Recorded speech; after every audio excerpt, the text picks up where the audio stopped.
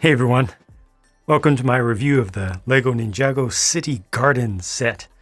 No, there were no camera tricks used for that thumbnail. This is physically right here. It is actually this big. It is quite a thing.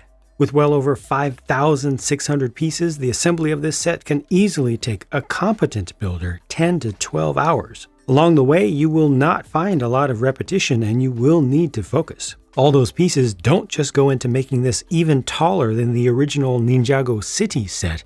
The density of detail here is staggering. Every individual interior space has its own theme and is packed absolutely to the rafters with mini, micro, and nanoscale builds. In a couple of cases, they even hang things from the ceilings. Once again, there are plenty of references to places, things, and events from Ninjago history, but also across different LEGO themes. And if you really like to see a lot of minifigs in sets, this has you covered there as well. In addition to these 20 loose minifigs and one dog, there are also 2 more integrated into the build. For this review, I'm going to start from the bottom and work my way up, but before I do that, let me cover this Ninjago legacy tree that spans multiple elevations. This year marks the 1-decade anniversary of the Ninjago theme, so this tree has the 10 years of Ninjago legacy plaque with the printed 2x2 on it. The foliage here is an interesting combination of lime green and bright spring green. I think the color combination looks better in person than it did in pictures. The branches, meanwhile, are fairly flowy and organic, except at the interface between the different levels, where there's a lot of focus on the structural stability. Down here, for example, I wish this corner was covered up a little bit better, but once you get closer to the ground, it becomes more organic once again. This bench accommodates 2 minifigures, so for example, you could put Jay and Nia side by side. And this set comes with a full accessory pack with the Ninjago blade elements in bright green. You'll see those used to represent some leaves and algae around the damp lower section of the city. Here are some more examples of that along the side, plus a reference to one of the LEGO designers with the pink frog there. This vertical support strut has a lot of interesting part usage with the sand blue colored linear slider from Technic and a couple of new pieces that are chain link parts used for escalators. I found that to be a particularly curious build going between the odd Technic large piece and system pieces that fill it up, including some trans pink that lets some nice light through. Moving into the main structure, that sand green and dark brown place is Ronin's new shop, and I do like the interesting part usage for the outdoor faucet, like garden faucet there. He has an open ground floor window with an awning, and that table out front actually goes with the building to our left, the white one. It's a eating table with some soy sauce on it. And here's a view around the back where it's completely open. I really like the small scale on the left, and in the cabinet or bookshelf you can see a couple of decorated elements. Those continue the series of tributes to Spinjitzu spinner cards. The middle of the room is uncharacteristically uncluttered, but that's because there's a large trapdoor that has to be able to open. Underneath are some precious materials, a golden trophy, and a couple of small jade blades. You can lift the entire building off the foundation to find an Easter egg box. It literally says Easter egg on it. And inside of there is a reference to an old fan build that inspired the original Ninjago City. Finishing up the interior, on the right is a trident, and on the left is a map of the Dark Island, as well as a disguise set. And then there's a ladder to take us up to the 2nd level. From the outside, this looks like just a continuation of the downstairs structure with a different color scheme. It's actually split into 2 parts on the inside, though. We'll get to that. I'm a big fan of this window design that uses a large Technic brake disc. Now, this is a pretty open-air space that looks like a balcony that's designed to just have some tea and relax and look out over the river. There are some very nice paintings on the wall in a space that could almost be a shrine. But that door to the right leads to a very small and awkward space, a mostly white room that just has a small plant in it and a giant hole in the floor for that access from the ladder down below. Going across the way through the small plaza in the center, we get to the eatery, which has an apartment on top. That window there is unique. It uses a part of a book for its ledge. I think that's the main employee entrance door there, but there's also another door on the side that just comes out to a small balcony. Toward the inside is the main customer ordering and pickup window with a menu to the side. The interior of the shop doesn't have a lot of detail because most of the floor space needs to remain open to allow the doors to open, but I do like that new sink build. And here's a view from around the other side. The foundation here has some piping that drains out to the main waterway. The next level up is the apartment of either the owner or an employee who is a major Ninjago fan. Now, this looks fairly unassuming from the outside. It's interesting that it's a little bit larger than the space down below and does have some curious shapes. I also appreciate the part usage for the overhang there, the awning, using the upside down 1x3 jumpers with the 2 studs on the other side. But this is all about the inside, really. There's some really nice detailed density in this one with a couple of upcoming Season 14 sets in micro build form there, or nano build, I guess. On the right, I think, are a couple more references to existing builds. I just don't recognize them on the shelves there. You got Kai's car down on the floor, and the duvet cover is also ninja themed. That does use 2 big clear backed stickers. Looking around the other side is a big Visit Ninjago City poster. You got Zane over there. I don't know if that's supposed to be a minifigure or maybe like one of those clocks. And there's also a lava lamp. Now, under normal circumstances, this is almost impossible to see, but there's also a big model of Jay's Stormfighter hanging from the ceiling, which is technically the floor of the structure above. Before I go up to the next major level, it's time to look at all of this space out in the back and off to the side. Once again, we're strongly reminded of how Ninjago City is built in and around water, so all of this just continues the theme of what we've seen in the previous Ninjago City sets and gives us a little bit more foliage. They're using the same techniques once again with plates on top of a base plate and then lots of 1x2, mostly trans light blue tiles to fill that in to give you the nice kind of crystalline effect, while you still see some greens, dark greens, and black to represent algae and also different depths in the water down below. The pavilion grounds over here have some odd scaling. It almost looks as if this really wanted to be built on a plot of land that was significantly larger, but it is very accessible to minifigs nonetheless. These arch-shaped bridges, for example, can easily be walked across, but you can just imagine that in the real Ninjago City world, they would be at least twice as wide and probably have some handrails. I really like the builds of these small waterborne plants, but I'm even more impressed by that right there.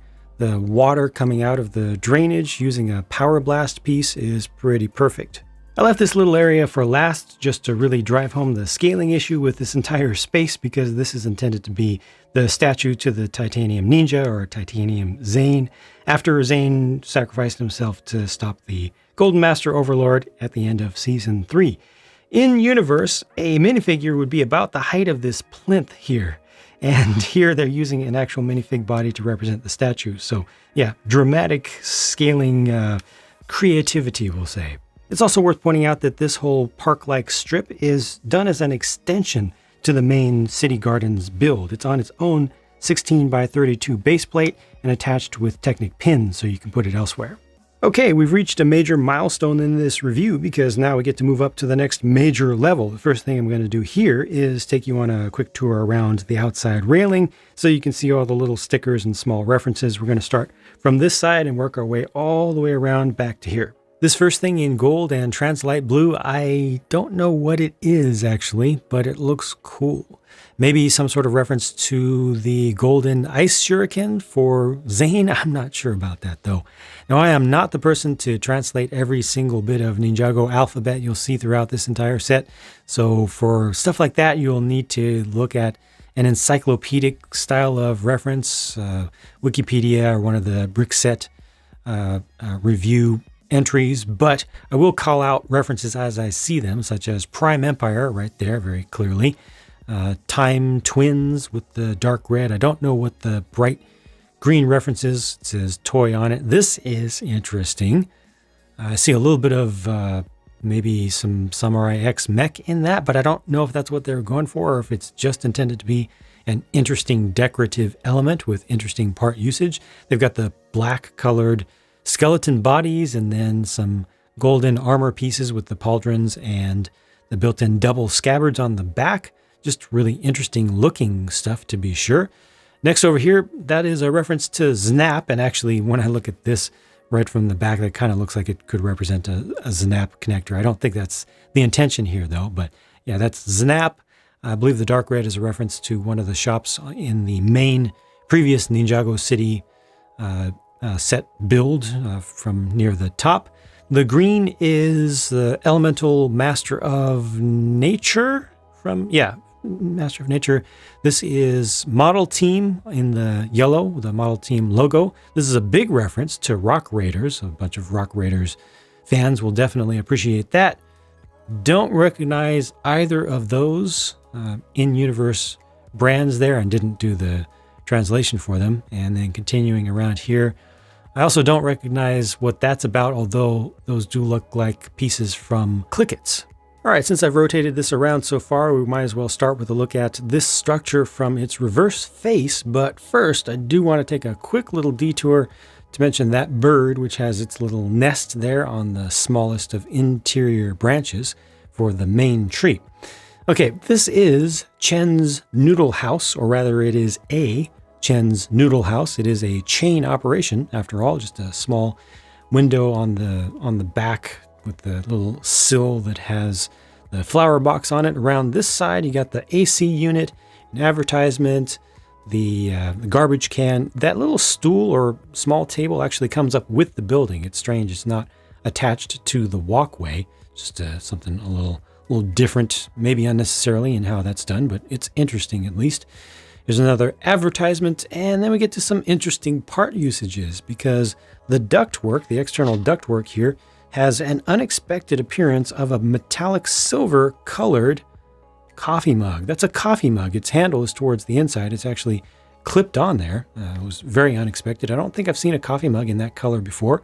I like it. I'd like to see more of them in that color. And then the little miniature roof overhang here is done with a bunch of black sausage pieces and just some 1x1 modified plates or tiles with the clip on top, just traditional piece. It looks like I didn't get those all aligned exactly right, but it works out.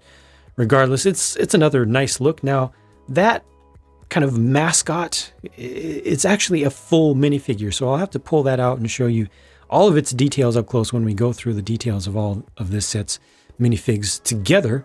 But yeah, it was interesting to see that the legs are actually there and used to connect it to the wall. I like these columns. They're kind of simple, but I like the little bit of gold detail down there. And then that is the main entrance to the place. Immediately inside is where you order and food is prepared right in front of you. There's a menu up above, and the chef has to fit into that little corner space there, which is awkward. To make access easier, the entire corner swings out, but it's only easier, not easy. Putting a minifig in and taking it out is not something you want to do frequently. The other side of the place has a sit-down booth for two with a couple of condiments and an Anacondrae-inspired piece of wall art above. Going across the way, we come to another small shop that is one of my favorite in this entire build. It's Ice Planet. And yes, that Ice Planet, but at the same time, not that Ice Planet. It's a reference, of course, to the old Lego theme, but here in this universe, it's an ice cream shop. And it just uses some of the colors and inspiration from that theme, including for its little sign out front. I like the little miniature roof add-on here because it's made with another interesting technique. This one uses a bunch of cleaver pieces in black, and they look pretty perfect. Like, if there's any one type of technique that you might want to duplicate, I think, to represent that type of Japanese style tile, older tiled roof, I think this is the one. I mean, it just looks so perfect, and you can make it imperfect as well. You can easily just change the angle of one or two of those cleavers. You can change how they overlap as well. It just turned out really, really nicely. And I very much like the iconography that they came up with, the graphic design for the logo for Ice Planet here. I like the colors. I like just everything about that. It's just a very pleasing thing. And then this just says Ice Planet on it. I wasn't able to get the surround for the window to line up absolutely properly with the different tiles attached at different levels, but it basically works. Out here, I mean, nothing to see there. Coming around the back, you can see somebody has dropped an ice cream cone upside down and it has started to melt on the ground. They use a 1x1 round tile with the vertical bar on it to hold the ice cream cone itself upside down, and then the heart-shaped tile in the same color to represent the spill. The tiny bit of roof above that door uses some game controllers just with no printing in pure black for another different type of tile, overlapping tile design. And outside there's a big AC unit or refrigeration unit. Looking inside, this is the employee area and employee view behind the counter, and I don't know what it is about toy ice cream shops. I just find them to look awesome. I don't even eat much ice cream in life myself, but there's just something that's so pure and fun and colorful and happy about these spaces. Definitely there is no exception here. Look at the new dark orange colored ice cream cone as well. I like how this is laid out, you know. It makes good use of the space, even though it is a small space, and it just works for me. It makes me happy. Here's the other side, the angled wall with just a small table there. And I really like the graphic work that was done for this brand, this Ice Planet brand in this set. I'd really like to see LEGO do more graphics with those types of colors and that style. Now, right next to the front door of Ice Planet is a sign leading to a set of stairs which go up to the next level. That sign says Museum.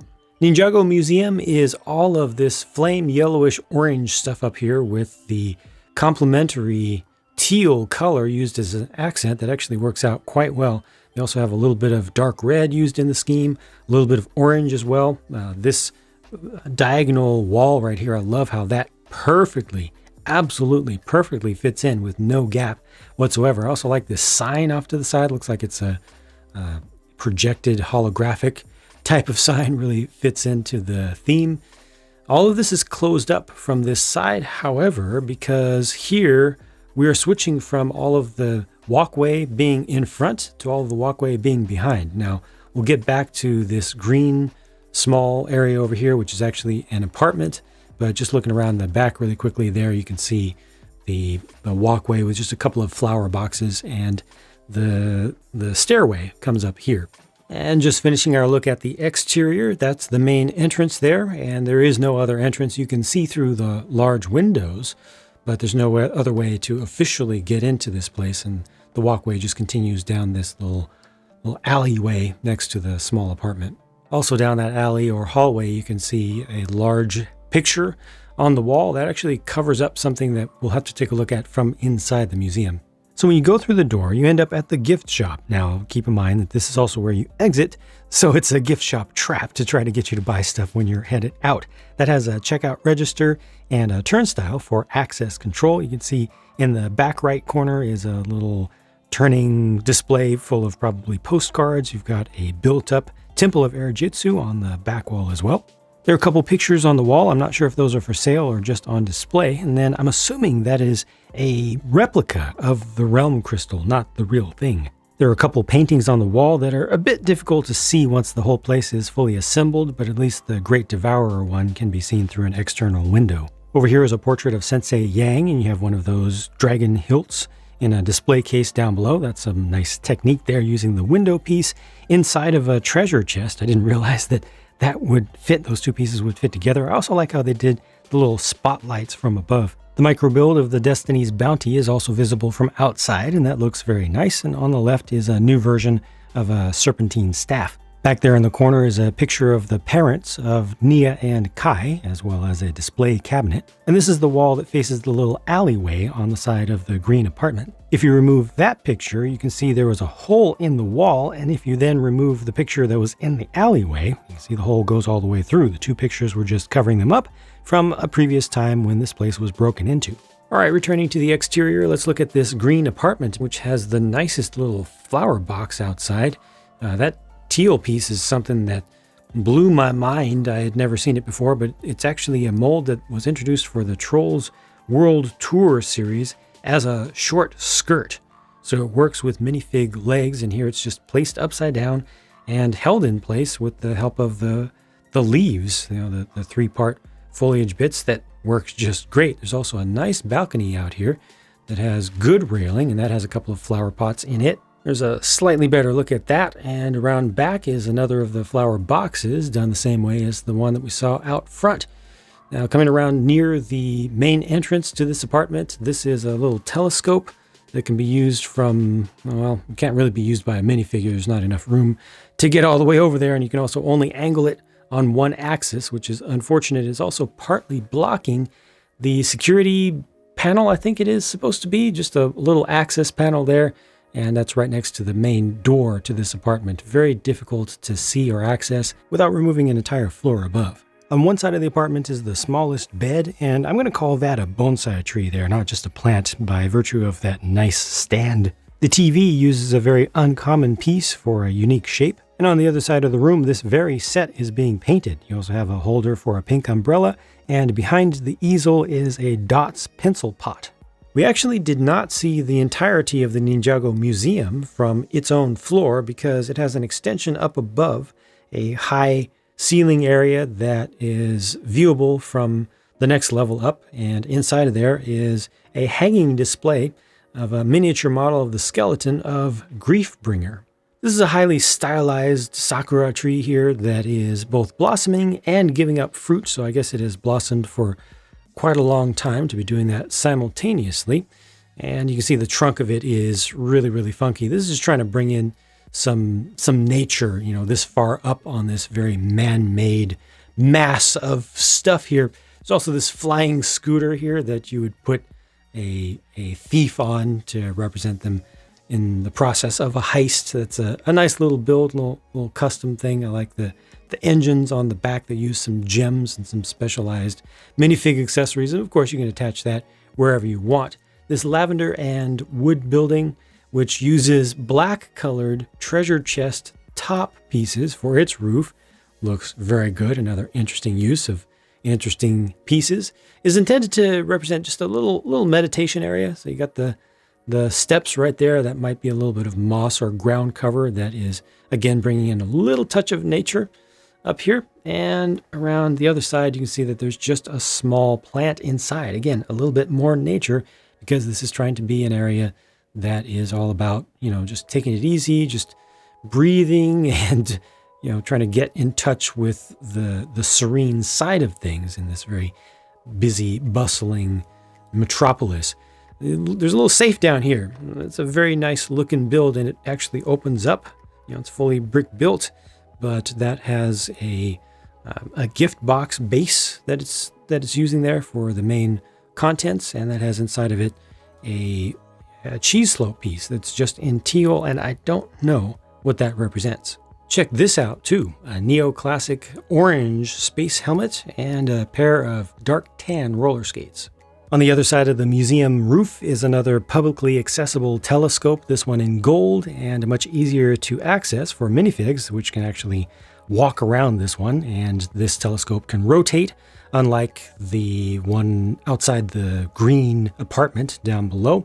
The railing of this space, this area, uses the Go Brick Me or custom Brickheads glasses frames pieces in black to pretty good effect. That's actually an arcade in there. We'll have to, of course, take a look at the interior details, but first let's finish the exterior tour. This is a nice koi build, you know, custom little build. Doesn't necessarily mean anything in particular. It's not directly, I mean, it's physically attached, but not in universe and in theme, not really attached to anything that has to do with the arcade. It just happens to be placed here to add a little extra splash of color and, you know, just some visual interest. It's a nice little build. It has the whiskers there, and use a couple of plant pieces for the pectoral fins. And these are the Super Mario Brothers mob feet, a couple of those in orange. Finishing the look around the side. Again, we will look inside again, of course, but it's important to see this around the back. There are a couple of good elements here with the ladder that can come down. You can just turn the knob to bring that down, but it's easier to push it straight down. So you get a little bit of access straight up here to this space. That's a movie poster, and this set, like the original Ninjago City set, again, gives us a number of different movie posters you can swap out. So again, continuing that little miniature theme. Now, I call this the arcade, but it is technically the Ninja Hangout Room, Lounge, and Recreation space. But it is literally an arcade. Inside is a hat rack and a place to sit down and play video games. There's a picture of the Ninja team, and then there's another place to play video games. That arcade cabinet, though, is something special because we as huge figures can actually interact with it and kind of play the game on screen. I've never seen anything quite like this, at least not from LEGO officially, and I kind of love it. Even though there's not all that much you're really doing here, just the fact that you're interacting in such a tiny space is a pretty cool thing. The next level of the tower has just enough room for one minifigure to stand in the center, or you can put a faux minifigure there to represent an outfit that can be picked up and used. And there's also storage for 2 extra movie posters in here. I figure all LEGO designers by now know they can get lots of brownie points from fans if they put in a reference to Johnny Thunder, Clutch Powers, or Bionicle. Last up, the highest interior space is the smallest Ninja Control Center. Just has a screen and again, space for one minifig. This is some of my favorite stuff. Just to look at, it just looks really, really cool. To me, I just like the shaping, the part usage, the color as well, especially once you get up to the next level and you get the tiled in areas that's tiled just perfectly. I didn't even realize that was the geometry there. There's a little bit of gapping that you can see directly from the side, but from most angles, you don't really notice that. You know, we're just at the exact perfect angle to notice those gaps. And then up above, they have the trans dark pink colored flaps, kind of flag pieces that just perfectly fit that area or nearly perfectly fit that area and give it a nice color contrast as well. And this is just the top spire that goes up to the highest point on the entire build, and it ends right up there.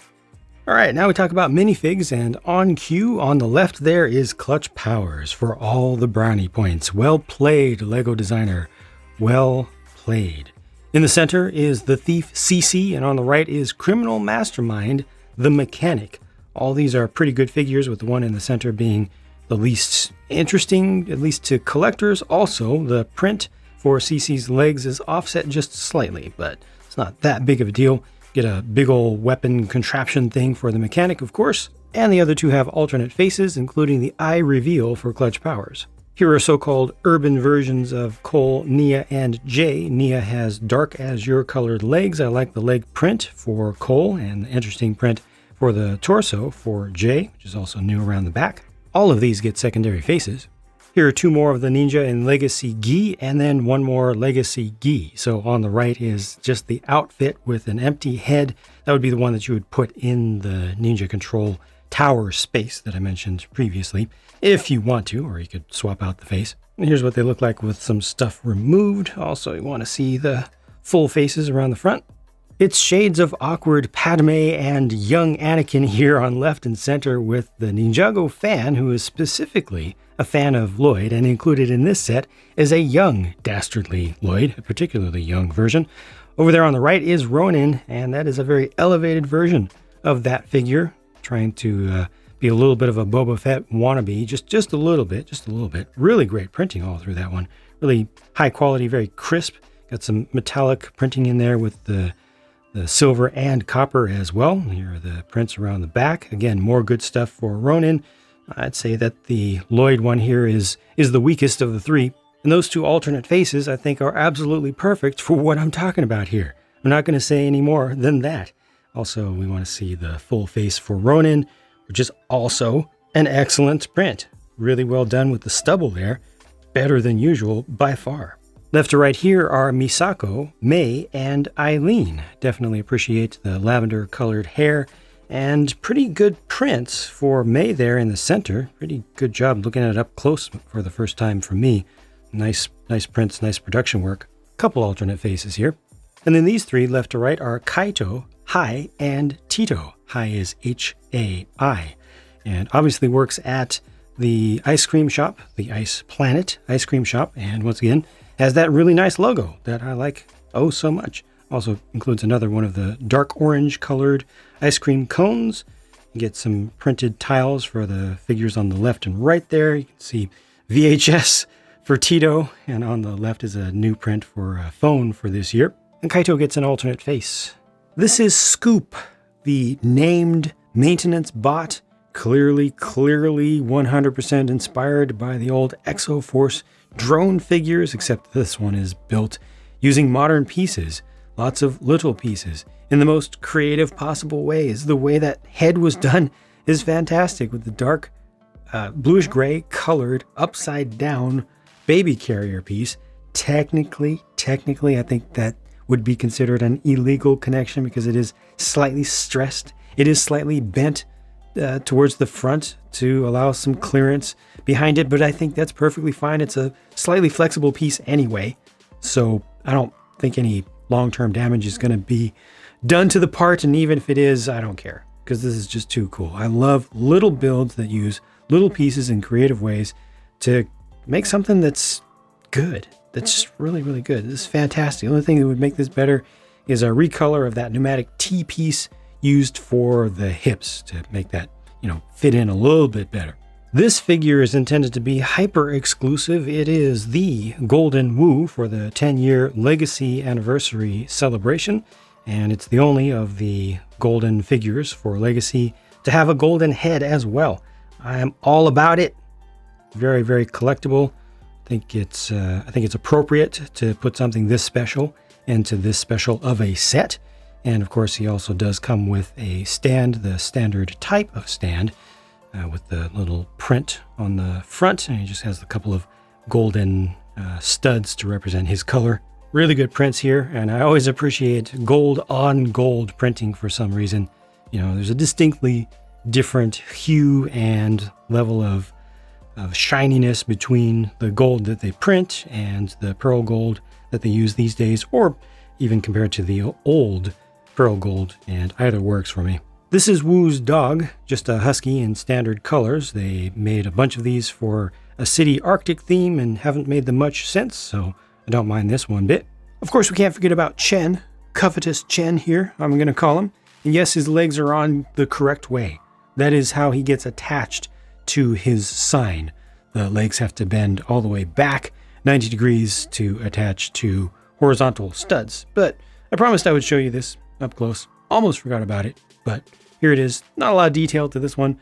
Doesn't really need to be. I mean, he's just a sign, but if you want to, you can use him as a standalone fig. And last but not least is the almighty, omnipresent, and omniscient pink cone.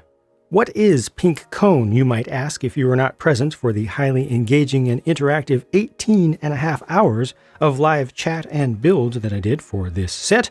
Well, pink cone is pink cone, and it is pink cone, capital P, capital C, no the, thank you very much. Pink cone gained sentience and spread wisdom to us all. Pink cone is in fact the progenitor of all pieces in this set. LEGO simply places pink cone into a box, and by the time a person buys it, all the pieces are there, as well as the instructions, which were created by pink cone. Pink cone also blessed us with all of these amazing spare leftover pieces. For some reason, pink cone also included this part, which was the wrong one. Pink cone may not be perfect after all, but there may be some meaning here that I just don't understand. Well, this was supposed to be a different piece. I had to make a substitution of my own. Now, this is where I talk about the sticker sheet for a set, and in this case, there wasn't a sticker sheet for the set. There were 2 sticker sheets for the set, except there weren't 2 sticker sheets for the set. There were 3 sticker sheets for the set. If you hate stickers, you should not be looking at this video. So, I paid $300 US for this set, and it comes with over 5,600 pieces. Right there, on paper, it looks like a fantastic deal. It also has 800 more pieces than the original LEGO Ninjago City, approximately, and costs the same. It also subjectively, to me, felt like a good deal as I put it together. There's a lot here, and when you're done, you really feel like you have something to be proud of. Also, the journey itself was very, very valuable. There was nothing along the way that felt super repetitive to me. There are so many different types of techniques and different types of spaces that are small enough with enough different colors that it always felt like I was learning something new or going on a different part of the build adventure here. So for such a large set, it did not feel like a chore at all. Sometimes big sets feel like a slog. This didn't, because around every corner there's something new to discover, it felt like. I mean, genuinely, that sounds like a kitschy thing to say, but that is how it felt to me. As a LEGO fan in general, I just enjoyed this from the bottom to the top. Now, once it's complete, it is not perfect. It does have some quirks. It does have some issues, chief among them being limited access to the interior spaces. I mean, you can remove everything and, basically effectively take the roofs off of every single section, but minifig space is very limited in most of these areas, and in some places it's really, really limited, even where extra accommodation was specifically added for us huge figures to be able to get our huge fingers in there. So definitely not perfect in that sense. One other major thing is access for the minifigures themselves. If you just consider their needs for accessibility, this doesn't have any way to get from the ground floor up. there just isn't anything. So Ronin has his spot. He has his ladder where he can go up to his little second level there. So that's okay. That's fine. That's more than enough. At least it's a suggestion.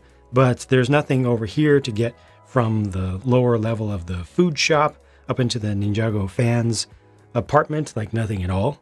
And then there's nothing at all for anybody to get up to the next level of major floor here. You do have to rely upon the lift from the previous, from the earlier set to really have that connection in universe. It would have been nice to have at least an optional thing to just tack on where if you didn't need it because you already have the main Ninjago City set or something, you could just remove it. But it would have been nice to have that to consider the needs of the minifigures themselves. Once you get up to this level here, then you have the stairway that goes up to the back, and then you can kind of also just hop up. You can kind of climb up over here.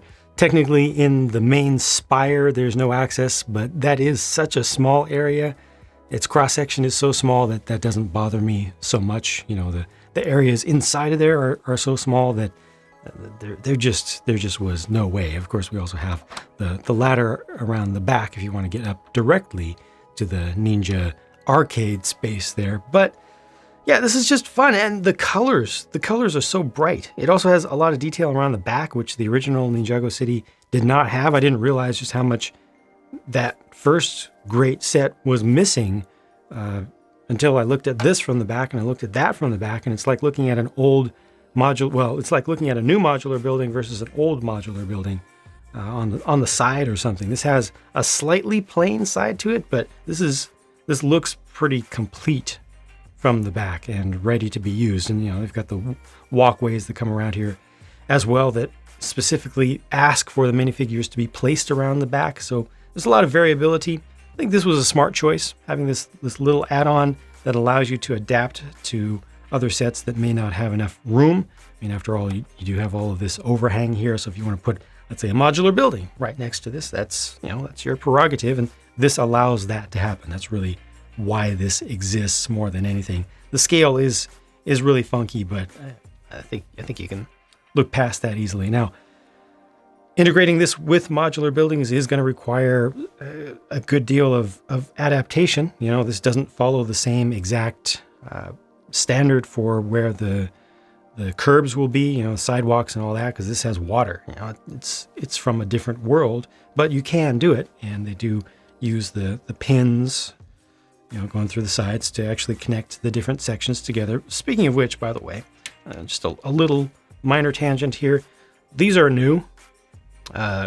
Shout out to the Brick Nerd on Patreon who posted a link to the Rambling Bricks investigation of a change to these. So look for Technic Pin if you want to just do a Google search for Technic Pin Rambling Brick, and they really go into the differences. These are far superior to the old ones. They are much easier. They take so much of the frustration out of connecting different sections together. They don't have to be lined up right. You don't have to work so hard to kind of shove them together to get those two prongs to yield just a little bit. A very, very nice redesign on a very basic commodity piece that really makes a difference, in my opinion. It made a difference for me as I was reconfiguring this and showing it, you know, putting it together with the other sets that I showed you earlier. The minifig selection is good. I'd say it's not great. This is great. This is absolutely great. And probably my favorite here is Hai, just again because of the graphics from Ice Planet. I also like the Ninjago fan. Her name is Christina, by the way. I don't think I mentioned that during that segment. But and Ronin also has really good prints. The others are, you know, they're cool and all, but they don't really stand out. The Golden Wu is a good one to include, to be sure, in that series. This is just good Lego. Fundamentally, this is good for fans of many different things. It's good for fans of big builds, you know, that are going to take a long time. Good for fans of color, of art, of architecture, of Ninjago movie in particular. Minifig compatible structures, you know, not just structure for the sake of looking at it, but structure for the sake of considering the minifigs and their lives, you know, kind of living vicariously through them. From the name of the set, I really expected it to have more foliage. I expected it to be, full of tall bamboo fields, or at least to have a tall bamboo field. And, just how it ended up being presented is different than I expected, but that's okay. We do have the big tree there. We've got this space, which is really nice and very accessible and useful. Got this up here as well. So that's all good. Yeah, this was just such a major project, and I don't feel worn out. I'm a little bit tired from the countless hours that were put into this. 2 days of building slowed down significantly because I was being very interactive with folks in the chat, but also on top of that, 2 days of reconfiguring the studio and doing all the filming of the exterior and the interior, doing all the narration and everything. Most people will never even begin to comprehend the amount of work and the amount of time that goes into doing a review of something like this. So I do feel a little bit tired, but I don't feel exhausted. I don't feel like it wasn't worth it. I definitely feel like it was absolutely worth every bit of it, from the build experience itself to going back through and checking everything out, thinking about it from a minifigure perspective, thinking about it from a buyer's perspective, forgetting about the build and just coming to it as me, as a Lego fan, and just, okay, what do I see here? What do I like? What do I not like? And I like most of it, the overwhelming majority of it. So that says a lot, I'd say. Very happy with this thing. Hope you enjoyed this. If you have any questions for me in particular, feel free to leave them in the comments down below. I will be keeping this. I will be placing it long term with the other Ninjago City sets down in my Cyberpunk District to be, which is something that gets covered on my Lego City specific channel.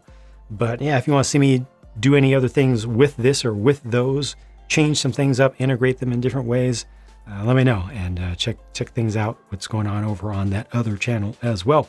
Thanks for sticking with me and making it all the way to this point, and I'll talk to you again soon.